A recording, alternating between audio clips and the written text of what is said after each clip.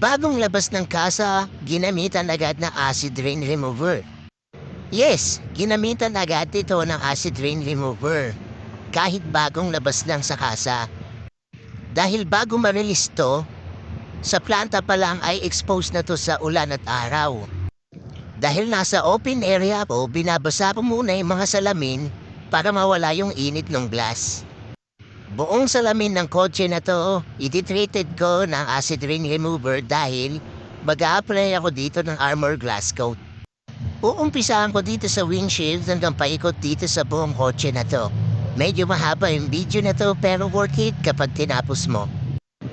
Dahil mahaba nga yung video na to, bibigyan na lang muna kita ng tips para hindi ka masunugan ng salamin kapag acid formula yung ginagamit mo. Number 1, basahin mo muna yung mga glass. Para pag nag-apply ka ng acid formula is mabawasan yung tapang ng solution. Kapag ganun kasi yung process ng paggamit mo ng acid formula, 100% na hindi ka masusunugan or mamumuti yung mga salamin ng sasakyan mo. So ngayon, ipaparita ko naman sa inyo ang armor glass coat ng first gear. Ito yung rain repellent na tumatagal na 6 to 8 months. Dito sa produkto na to, wala ka dapat ikatakot o ikabahala na baka ma-damage mo yung glass mo. Itong produkto na to ang magiging top coat ng windshield mo para maiwasan na kaagad magka-watermarks o acid marks.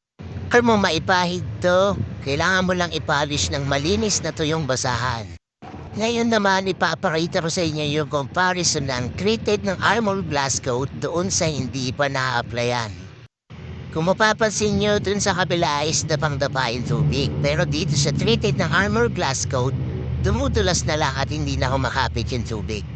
Ganito naman yung point of view mo sa loob ng sasakyan mo. Imagine mo umulan na malakas habang nagtitrip ka. Pansinin mo dun sa hindi po nalalagyan ng armor glass coat, sobrang labo, hindi mo na makita yung kalsada. Pero dito sa treated ng armor glass coat, sobrang linaw, kahit di ka na mag-wiper. Sabunan ko, sabi nila natatanggal daw sa sabon eh.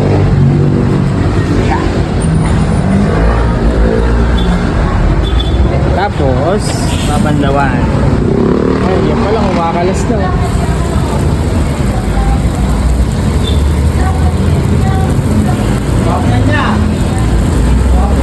Gwapo no?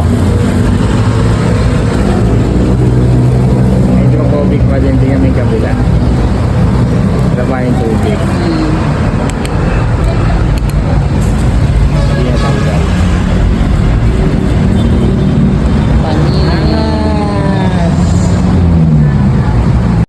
Kung gusto mong maging hydrophobic yung salamin ng sasakyan mo, mag-armor glass coat ka na. Dito sa armor glass coat, peel slide ceramic.